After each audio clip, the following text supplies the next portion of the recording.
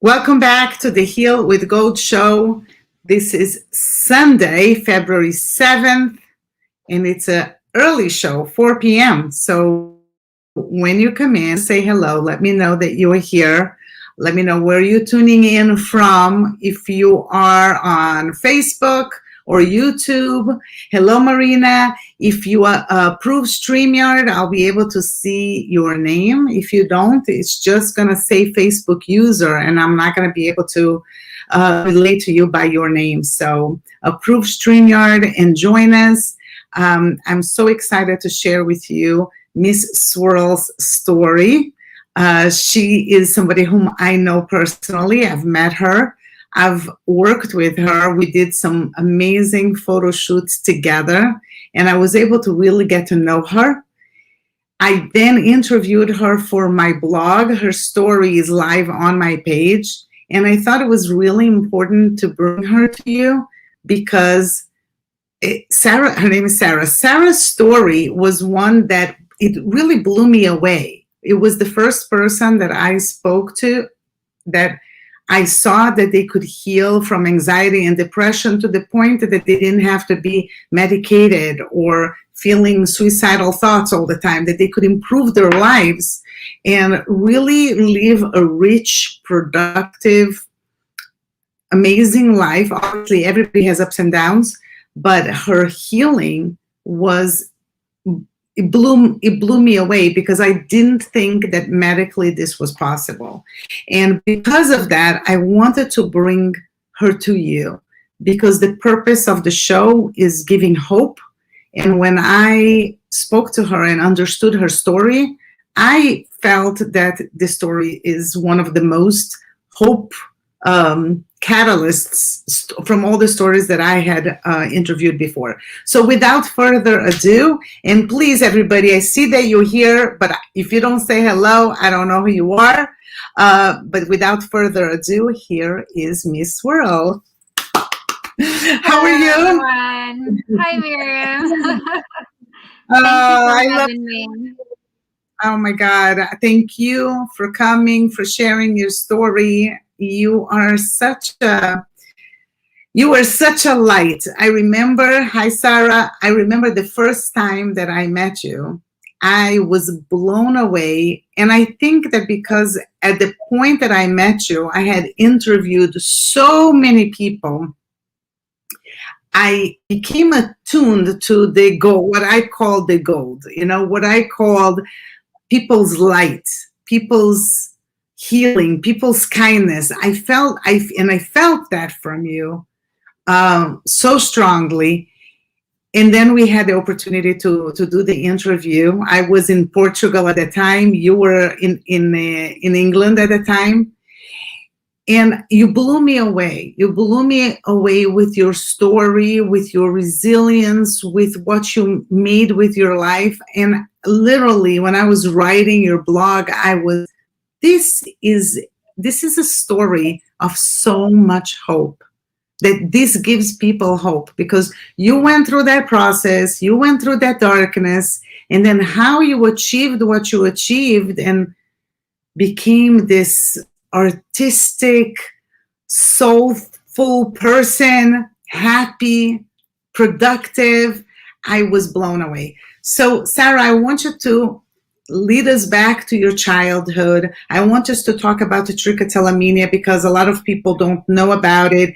When I saw your pictures, I thought that you had something else, and then you told me what it was, and I had to learn about it. And I find it super important for us to educate each other and know how to relate to each other. So start when you were a young girl in Italy. From the beginning. From the beginning. So, yeah, I was born in Italy in the 90s from a very Italian family. And when I say very Italian family, I mean one of those families where there's tens and tens of people around all the time, usually around the table eating. But it is a very, let's say, big family there. And it is a happy family. So it was, in theory, it should have been a very happy childhood. I had a garden, and I lived in this farm, beautiful farm. But there is a but in this story. I was a very emotional child, and I would feel a lot, like a lot more than other children. And I remember always having my mind full of thoughts and full of emotions, even if I was a little kid. And I would empathize a lot with anything and anyone around me. So my mother and my grandmother, they both had a history of anxiety and depression. Further studies have said that depression and anxiety can be passed on genetically to other people. So maybe that was something. And I started to feel very, very emotional and anxious all the time. School wasn't helping. I was going to school in a private school in Italy with nuns, and their education is very strict and very religious based. So let's say it wasn't completely what maybe I should have done in my childhood. So I found myself in a tricky position, which was me starting to develop talents and just trying to please my family and please my parents, trying to always be the perfect child that they wanted me to be. And I started feeling a lot of pressure on myself to a point where around 9 years old, I couldn't take it anymore, and I started developing very dark thoughts. And I was only 9. So I didn't know back then, but that was the beginning of chronic depression. And of course, no one saw it coming because I was too little. You know, children can have tantrums, and children can also be happy all the time. So it doesn't really, you can't really understand. And left alone like that, I grew up with more and more anxiety that I was pushing down all the time, and I was trying not to show it until 11 years old. Before my 12th year, I developed trichotillomania. So it was probably the way my brain and psychological state poured out of my of my body somehow. So trichotillomania is a BFRB. It's a BFRB that falls under OCDs, so obsessive compulsive disorders. In this case, BFRBs, they stand for body focused repetitive behavior. And these are very common in mainly everyone. They start when you are a child, usually. And the most common one is biting your nails. That's a BFRB. So pretty much everyone goes through it in life. And then you have trichotillomania, which is the second common one, which is hair pulling. So you pick your hair. Eyelashes, eyebrows, and hair are the most common ones. And then you have dermatillomania. So whenever you have a small imperfection on your skin, you pick it and until you remove it, and that scars your skin. So people with trichotillomania have quite dark scars on their skin. And then there's a few more after that. So I developed trichotillomania and nail biting. And I started pulling my eyelashes first. So by the time I was 12, I didn't have a lot of my eyelashes anymore, nor my eyebrows. And that's when my family saw it for the first time. That was like evident and visible that something was wrong with me. So that's how everything started.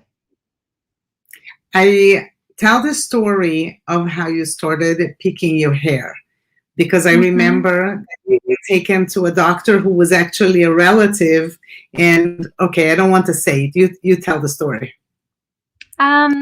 So yeah, I was playing with my cousin, and initially we have this game where if you see an eyelash that has fallen, you pick it in between your fingers and you ask the other person, make a wish. And if you open the fingers and the eyelash is stuck either on this side or this side of the thumb, if you had guessed right, your wish becomes true. Now, I was 11, so we were playing this game and just looking for eyelashes that were, dead, that would come off easily. And that's the day after I played with my cousin on that game. I could never stop since then. I could never stop pulling my eyelashes. I found myself always coming back to this gesture, and I started pulling them. So, but I didn't know that was something wrong. I had absolutely no idea. So I continued pulling, and then from the eyelashes, I started pulling my eyebrows because my hand would just go there. And one day we were all at the same table with my siblings and my family, and my mom just looked at me and she was just like looking at me, like, when you just like look to a person for the very first time after a while, and she was like, "What's wrong with your face?" And then she's like, "Oh my God, you don't have eyelashes and your eyebrows are gone." And her face and everyone else's face, they changed completely all of a sudden. And everyone was just like in shock. They couldn't believe it. They thought something was really wrong with me. And I just couldn't tell them that was my doing. I understood that like right then that was wrong. I was doing something wrong and I should have been ashamed of myself. And that, I think, created the first trauma without them knowing, that I felt completely abnormal about the point, And so my uncle, he was the doctor of the family. He said that it was trichotillomania, so he explained, because he understood it wasn't alopecia.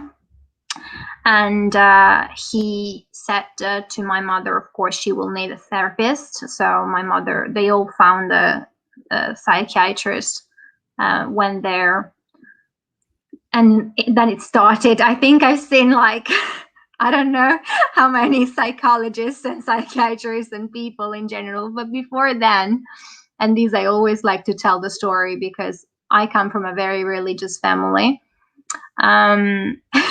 She thought that she might get me blessed somehow, and so she brought me to an exorcist. Rock and roll. Italy is in the 90s. I'm like, listen, she's a mom trying everything. I respect that. She thought that would be a good idea. So she brought me to this church, and it was just a bunch of people that were schizophrenic and being blessed by this priest that was just blessing people in Latin. And I was like 11 years old, so I was like, what is happening to me? The beginning of a horror movie, So yeah, that's how it started. And then eventually I saw like psychologists and psychiatrists. But you told me that your uncle said, "Thank God she's not pulling her hair." Oh no, that wasn't my uncle. That was the first psychiatrist I saw.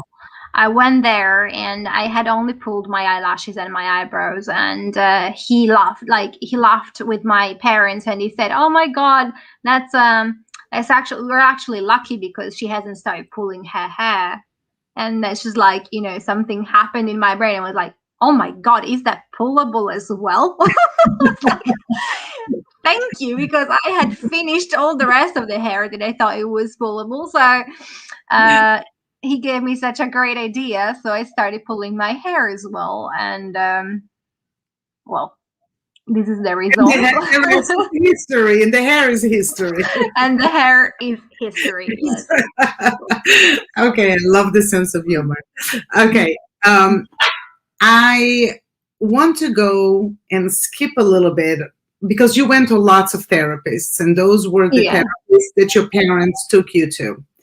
But when you were 20, and correct me if I'm wrong, because this is all by memory, and I interviewed you 2 years ago. but you chose, when you became an adult, you chose your therapist, and you chose, and I love that story. I love that situation that you explained to me, how you chose the type of therapy, the person who wanted to not look for abuse and parents' mistakes, but that said, okay, we're going to make the best life that you can live with what you have from here on. And I love that. So tell us about it, how about that, about you choosing your therapist, how you chose your therapist, because I think this is so important for people to understand that sometimes they went to therapy for years and nothing helped. But that doesn't mean that this was maybe not the right therapist for you. And there is another way. Today we talk so much about different types of therapy. So tell me about what was the difference between the therapists that your parents were taking you and the one you chose. Yeah, so I've seen a lot of different doctors. So the therapists were all different disciplines. I don't know if you can call them that. And some of them worked. Some of them relieved me for a while. Some of them didn't.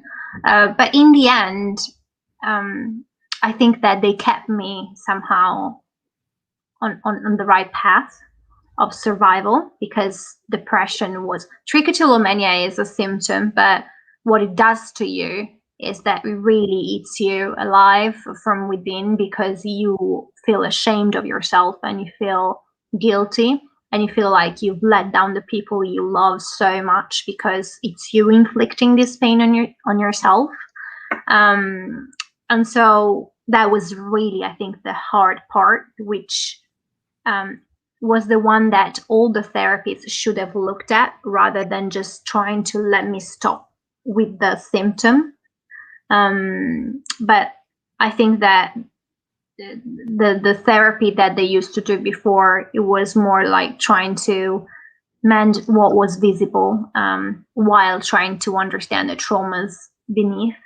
But there weren't a lot of traumas to find out. I really was lucky as a person to live where I lived, and with my family. So after all these therapies, I just, at a certain point, I was old enough to, decide for myself. I had gone through high school. I had survived it, barely, but I did it, and I had done it. And so I started working, and that was a relief, because I was more in control of my life and I was becoming an adult.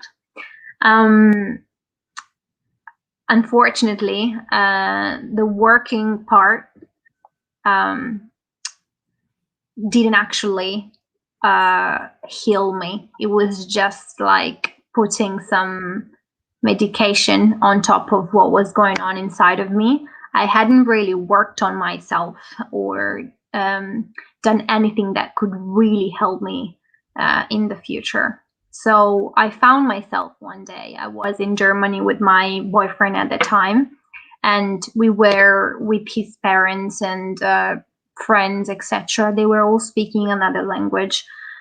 I felt something strange. I felt like the room was closing onto me, and I felt like my heart was racing, and I had these hot waves coming up to me. Couldn't sit straight, and my eyes starting to fill with tears. So I just ran into the toilet, and I started crying, and that I understood that then I had my first panic attack. And that was like a red flag for me. I said, okay, this is my body telling me it has enough. This is enough. You need to sort your shit out, because you're not going to continue like this forever. We reached the bottom.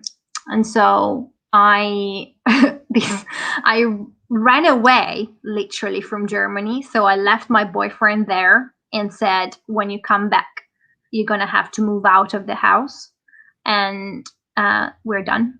And that was a bit of a shock for him as well. I quit my job. I asked for a part-time rather than a full-time. And I went back to the one therapist that I had seen a year before. Just like that, I had just like an introductory visit with her.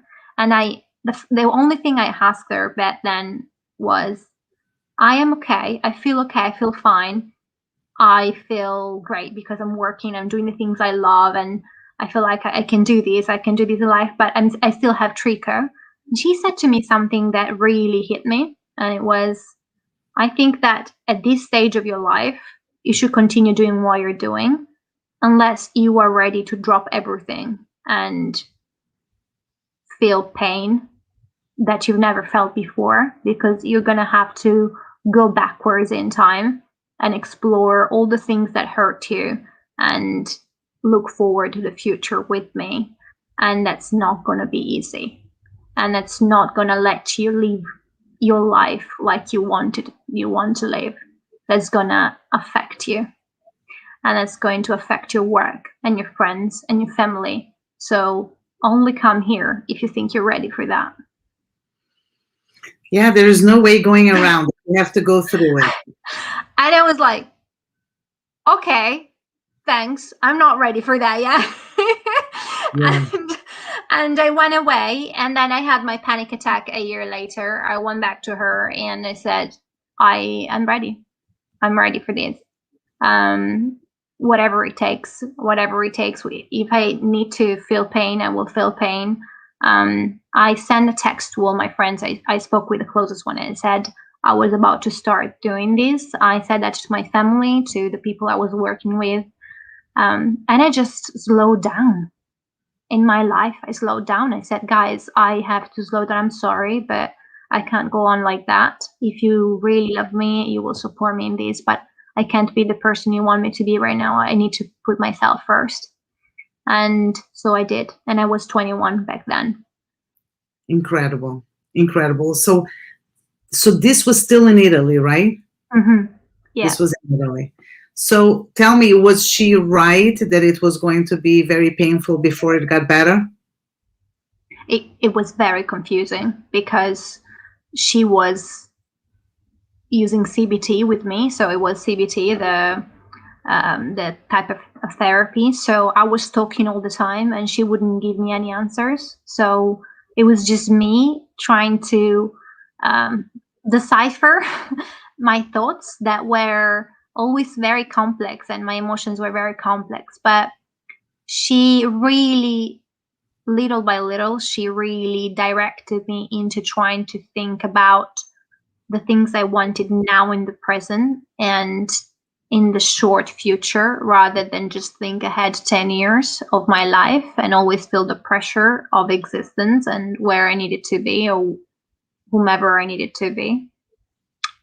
So she really helped me in this. She was very business oriented. And yes, it felt horrible, but also it was refreshing because I could start doing the things that I wanted to do, study, take time for myself, do sports, really slow down in life. And I needed that. And that helped. But I was with her for 5 years. And sometimes I also went a couple of times a week. So wow. I really invested in that. And I thought that was the best decision I could take, really. Tell me something. Was she that helped discover your art, your passion for art? And how did that happen? I think I realized, well, I've always been very creative in life, but I could only switch to be my full potential once I let go of the anger and shame and guilt that I was carrying inside of me for whatever I was doing to myself. At that point, at 21 years old, I had already done a lot of damage to my hair, but I didn't know. I wasn't aware of that. They would still grow in a weird way, but I wasn't sure why. So talking to her about this, she suggested to visit trichologist, so a doctor for your hair. So I did. I went to him thinking up until that point that with medications, with a transplant, whatever, he would tell me there would be a chance for me one day to restore my head to what it was or what it should be, because I actually don't know what my head should look like. This started way too long ago. So as soon as he saw me and I talked to him about Trichotillomania and what I had done to myself, etc., his face just completely changed. He visited me and then he said, I'm sorry, but due to your trick and due to the fact that you haven't stopped pulling yet, etc., I cannot assure you anything. Unfortunately, your scalp is very damaged. Your hair is damaged, so it will not grow back. And I'm sorry to say that maybe if you come back in 3-4 years and you have stopped pulling completely, we can do another diagnosis. But up until now, this is what I can tell you. I cannot give you any hope for it, not even a transplant. And that came a bit of a surprise because I wasn't aware of that at all. And I left the visit and I left part of myself there. That was my security, my confidence that one day this would change, this would go back to normal.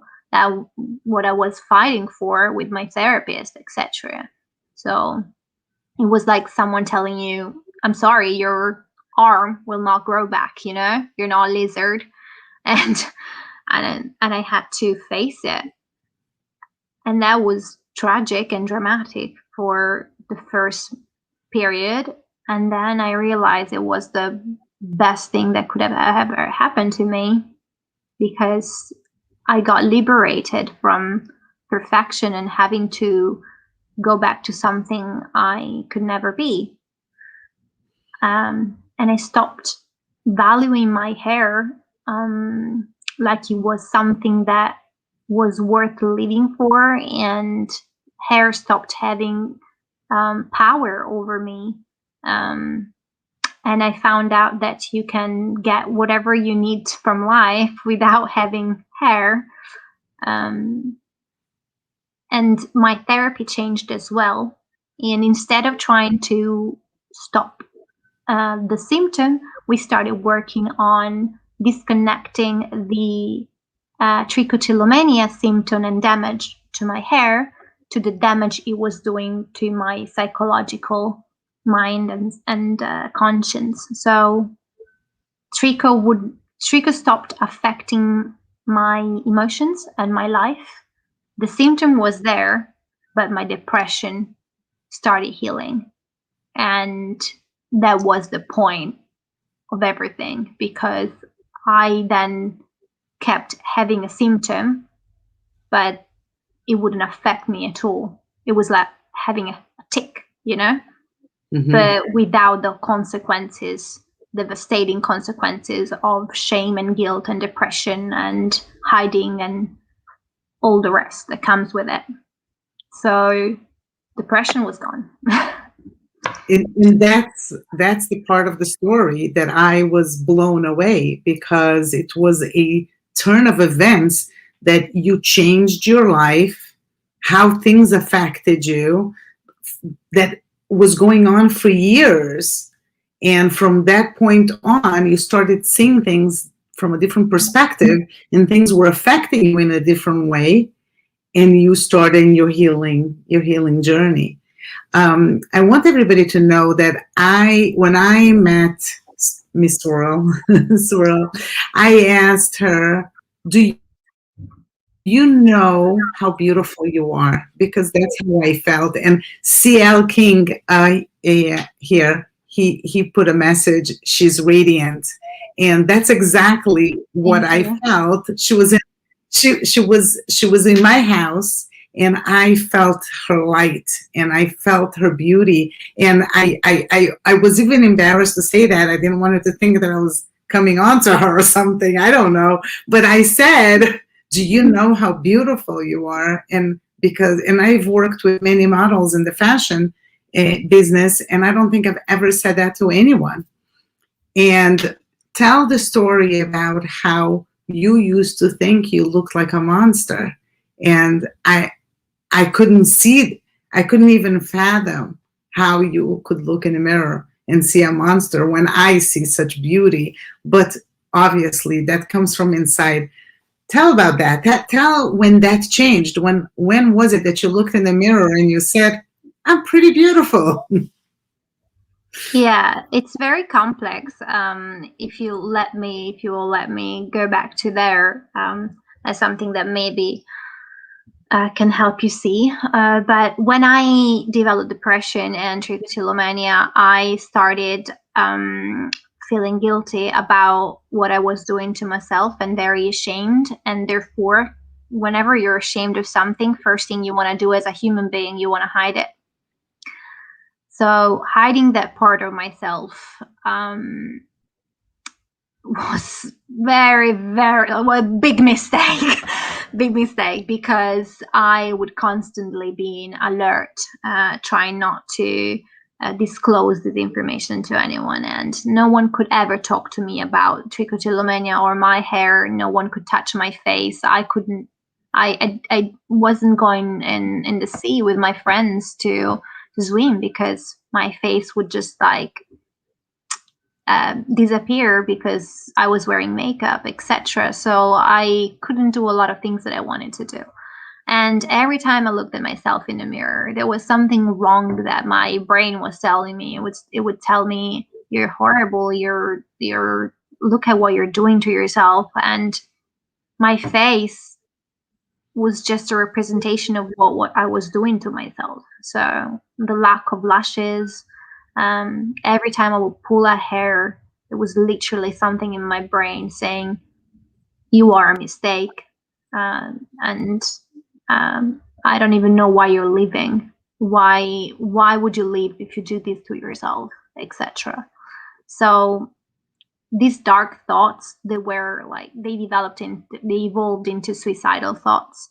And I wasn't doing anything to myself or trying to harm myself. But coming from a religious family, I thought that God had made a mistake with me. And so I would pray God every night before going to bed that he would let me not wake up in the morning, just let me fall asleep and never wake up.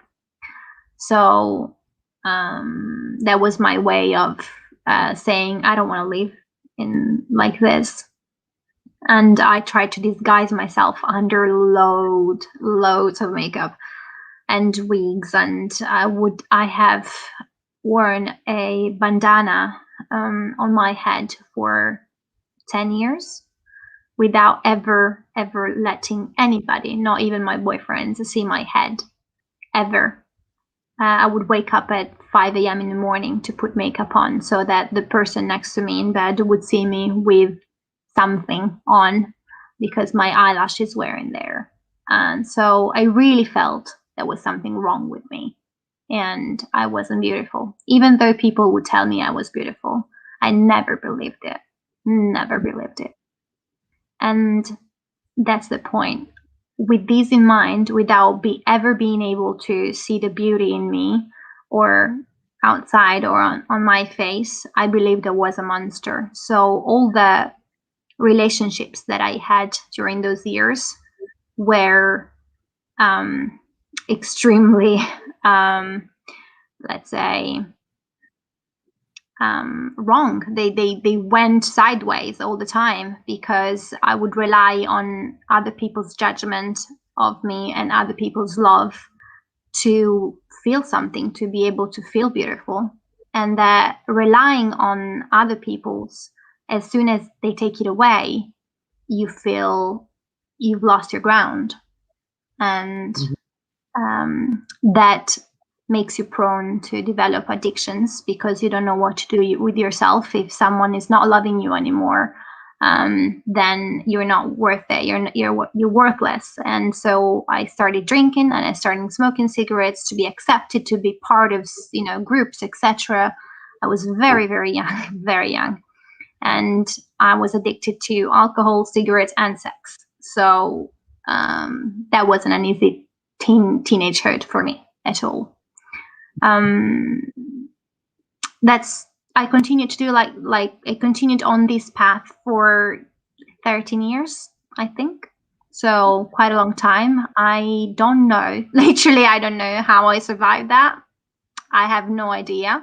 I was very lucky. There were people that loved me more than I loved myself and protected me more than I protected myself. An angel somewhere that was like constantly following me and just like pushing people away. I was like, no, you don't touch her. And it was like, okay, completely unaware of it, out of anything that was happening. I survived. And when I managed to find myself a therapist and started working on myself, the day I discovered that I couldn't grow my hair back, and I decided to go bold and own my personality and the way I looked, then yes, I just went out without anything for that day, without fake eyelashes, without fake eyebrows, without my wig, etc. And I owned it. And it was scary. It was super scary, believe me. I was trembling and shaking. And when my friends saw me for the first time, they all like burst in tears and hugged me, etc. And it was a very emotional moment for everyone, for my family as well. But as soon as I started feeling like that was me and that was the only me that there was, I couldn't do anything. I couldn't hide it anymore. This love and energy, and I don't know, it was like starting to come out of me and come out of the people that I would meet, because I would just I would be mirroring what I was feeling inside. So up until that moment, I was mirroring the need of love and acceptance from people. And then after I changed into the person I am today, I started mirroring the beauty and energy that's within me, my creativity. And that's when I started to be creative with myself, but in a more healthy way, like in a healthier way, rather than just trying to hide myself with creativity. I was playing with wigs, playing with colors and makeup and funny clothes, and I started to perform. I signed up to singing, and I started learning how to sing, and I started dancing, and I was performing on a stage, etc. Frightening, but still doing it. I was swimming in the sea. I was letting my partner touch my head. I was letting myself live a normal life, because I am normal, and so are all those people that have OCDs and mental health issues that they are working on. We're all normal. It's just that society doesn't really help you understand that. So you have to understand that on your own for now. And once you've done that, you have the power to understand. You can just function in society as much as anybody else. 100%. It's just up to you. I loved when you told me that you wanted to be on Instagram. You wanted other people to see other bald women, because you didn't have that. You were living in a town that you didn't see anybody that looked like you. And yes. Since I have spoken to you, I've spoken to a couple of women that were born with one arm or lost a leg and all kinds of differences. And they all told me the same thing, that it was so important for them to show other young girls that they weren't the only ones, because when they were growing up, they didn't know anybody that looked like them.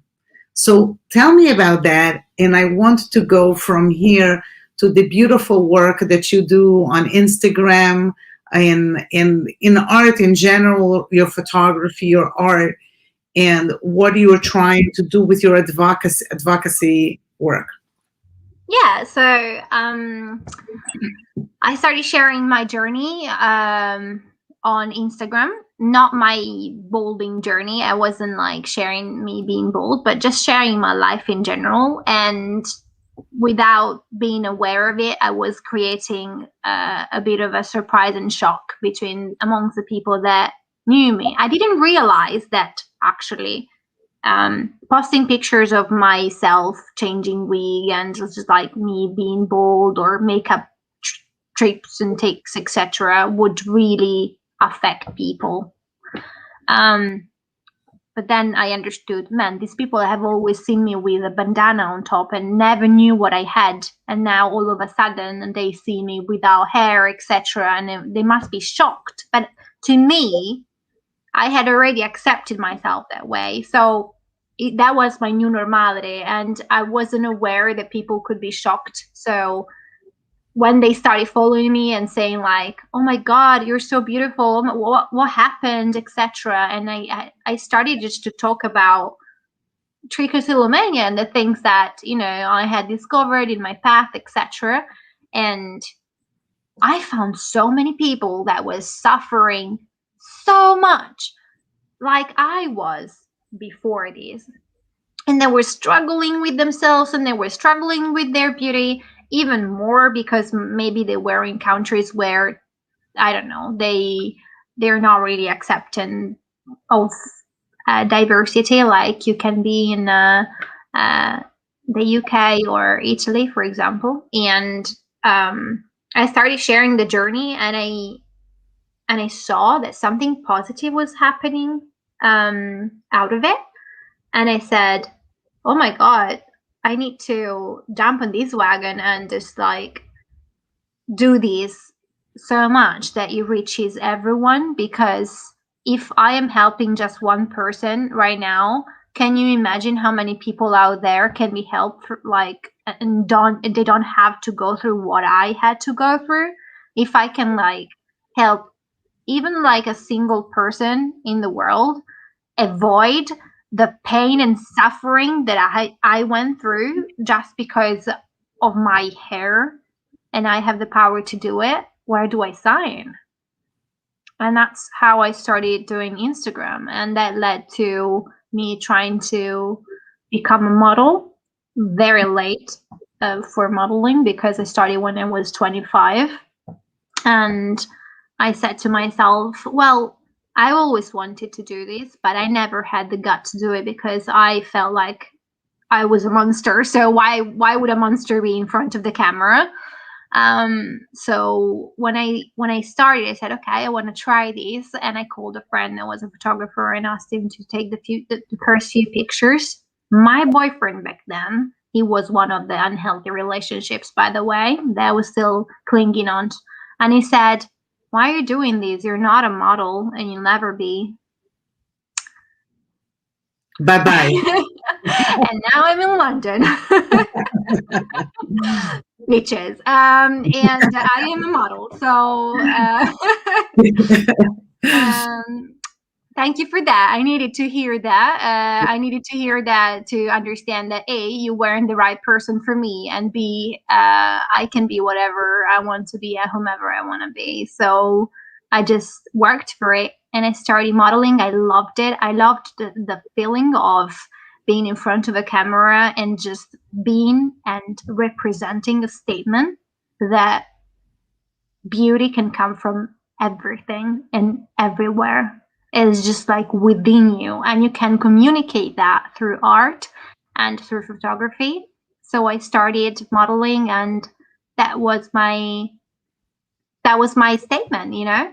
I'm here and you're going to see my face, and a lot more people will see my face, and those people will be going through trichotillomania and will be going through alopecia or chemo even, and say, hey, fashion is representing me too. Maybe I am normal, you know? That's right. 100%. And we did an amazing photo shoot just before this pandemic started, which was such a gift. We got together in New York with about 6-7 creatives, and we collaborated on this amazing shoot that got published in quite a bunch of magazines. And to me, it was about the message. Most of the clothing that you modeled, or clothing that I sell, I made it for you for for the photo shoot. It was a one-time thing. The point wasn't to sell clothing. The point was to send this message, which is so dear to me. And I couldn't have picked a better model for it, because I know you live and breathe it. You are it. You are this love, and I know it. I know where your heart is. And for everybody who's listening to this now and on replay, Sarah was singing during the shoot, and it was like an angel in the room. And I'm not going to ask her to sing here, simply because we've tried this before, and unfortunately it doesn't work with StreamYard. But follow, I really tell you, and go follow Miss Swirl. And I'm going to put all the links on Instagram, on the Facebook group. But follow and see what she's doing, because only if you go and you see, you will really have a deep understanding of this message of body positivity that she is teaching everybody and showing everybody, with herself, with her body, with her creativity, to allow us to really love ourselves for who we are, as we are, in the place that we are, because our bodies are just a vessel for this amazing soul that we have. And I think that when I saw Sarah and I saw Swirl, all this light coming out, it was the external beauty, because she is, and you could see how beautiful she is, but it was this internal beauty radiating out that, was blinding me. I really saw it, and I was right.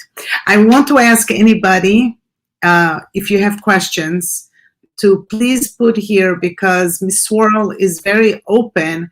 And not always you have an opportunity to ask the questions with somebody who's going to really give you an honest answer. So feel free to put questions. Also, she did join the Heal with Gold group. So if you feel embarrassed, you don't want to ask something personal or about yourself here, you'll be able to reach her in the group, and then you can reach out to her directly after.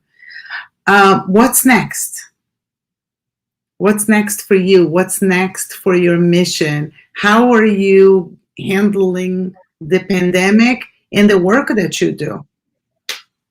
What's next for me is that I have opened, together with another girl from Boston, a support group for people with BFRBs.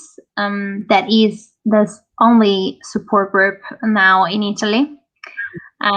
So this started in the United States a few years ago, and it has been exported in a few countries, but not to Italy yet. So I left my country with the intention of learning more about the world out there, and to understand what were the latest discoveries, and how I could really help people more. And I found this place, and I found people, and I found connections that really led to this path and this journey. So I've always wanted to write a book to guide people through this, but my path right now just directed me to this group, and I'm running it together with this other girl every Sunday. So I'm trying to raise awareness and help people with this support group.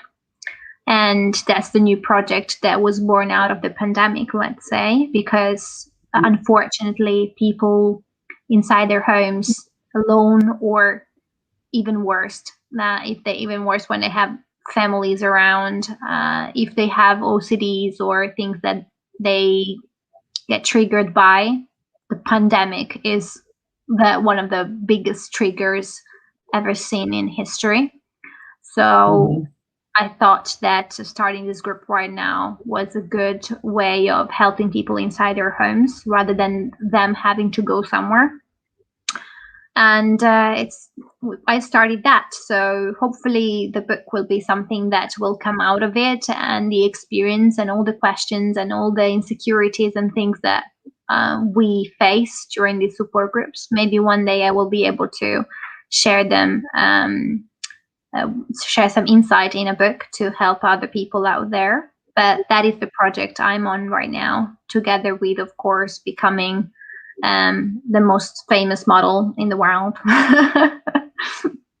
which I'm going to do whatever I can to help that happen. As long as you're never too busy for me. You always leave a little time for me. But I want you to know that the work that I did with my book, in a way, is very similar. It was born out of this curiosity that I wanted to hear about thrivers, what they had gone through. And then I put together the 10 biggest commonalities between all the thrivers. So I think that you doing the support group, you will get a tremendous material and insight to write this book. And I could see the cover already of the book. I'm already designing it for you. Like I could see, I know you were designing, but I'm all right. I'll do it for free if you want. But I would be happy to support you in this journey of writing a book. Because I'm telling you, it is the most amazing thing when somebody buys your book and a stranger writes to you exactly how your book helped them in their healing journey. It gives a purpose to your pain in a way that you feel, okay, now I get why I had to go through it. Because if I have to go through the pain, right? But then I can multiply the good between all the people that I will affect, then you are okay with it. It's interesting how from one moment you go from like, why do I have to suffer this pain? But then you say, wow, if this pain is going to bring this much goodness, then that's okay. I'll take one for the team. Yeah, I've already done that. So I think that I can look forward to what comes next. But yeah, the book should be a base that I would like to use for what my real goal in life is, which would be ending the stigma of mental health in younger generations. So if I will be able to use this material to raise awareness in schools and be able to talk to kids that are the ones struggling the most with the first experiences of OCDs and BFRBs, because they are kids with a lot of emotions, a lot of ideas, but without the tools to handle correctly whatever they're feeling and whatever they're experiencing. If I can give them, like, shine a light on what their future can be and how easy it can be to just follow the path to be healthy in your body and in your mind as well, then if you set that path right from the very beginning, rather than just like bumping into it on the way to your 40s, then of course your life is going to be different. And that's my long-term challenge. That's fantastic. You know, we have a member of our group who I also interviewed. She lost her son, and he was 18 years old. He was a rapper with a signed contract with a record label, and he was doing really, really well in LA. And the mom told me exactly how you started. She said he always felt too much. He was extremely empathetic. Pain on him was from different proportions that a normal person with a normal brain can understand. So they can't comprehend. A little bit of pain for him was a lot of pain. And that's how doctors tried to explain to her what was going on through him. Like, why was he reacting this way to certain things that happen in his life that a regular brain would have resolved it differently. But with him, it was just too intense. And at the end, he unfortunately suffered an overdose and he passed away.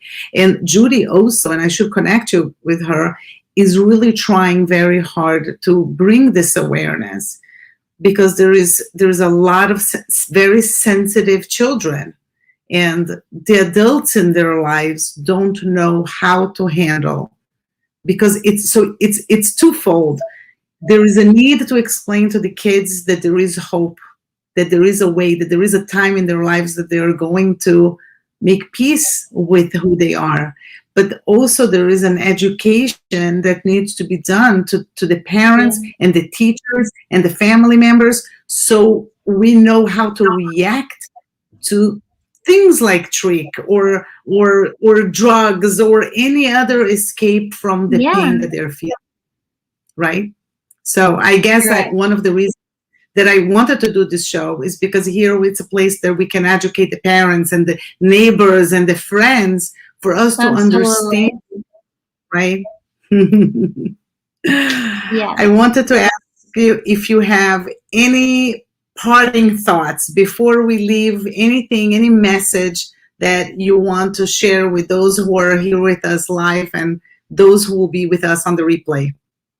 Well, first of all, I want to thank you, Miriam, for inviting me, because that's just like, you're such a lovely human being. I can't even begin to understand how this magic that you have inside is working. I would really, really thank you for that. And I want to thank you, all the people that came by and stayed here with us. Thank you for your time, for spending your time with me. And Miriam, that's absolutely adorable. I'm so grateful. Thank you so much. And my parting thought is, I've set myself to one single goal in life, which is personal, which is always trying to find my way back to loving myself. And it's something that may be shocking, but it's not that when you find happiness once, that is for good. Happiness is something you need to work for, and you find moments of happiness in life, and then you fight for those moments, and that's what life is about.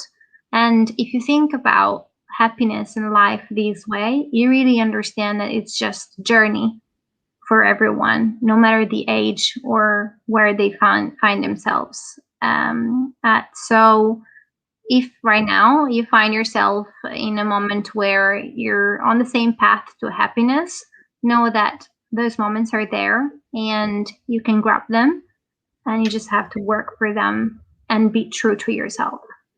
So that's my message. Be true to yourself and you'll find it.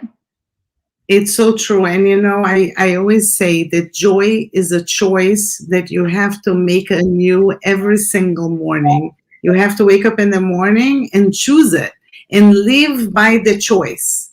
And there's so much intentional work that you have to do in order to feel it and grab every moment of goodness that you get in the midst of hardship and adversity. But it's like you said, it's the journey.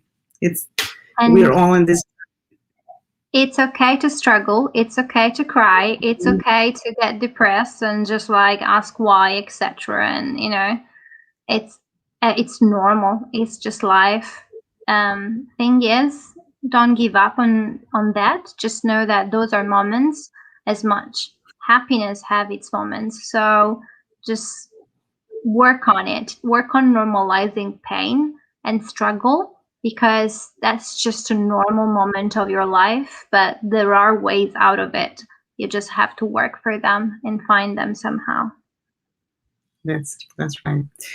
I am so honored that you joined us today. Thank you so much for your insight and for your art, for your beauty, for your light, for your music. And I can't wait to keep following you and seeing the amazing work. And God willing, when this pandemic is over, we should meet again and do another photo shoot, because that was the highlight of my career, I think. Love you very much, Miriam. Thank you so much for having me. Thank you. And thank you, everybody, for joining us. I'm sorry for the change in times. We're going back to our 8 p.m. show, and I'll post the next one in the group.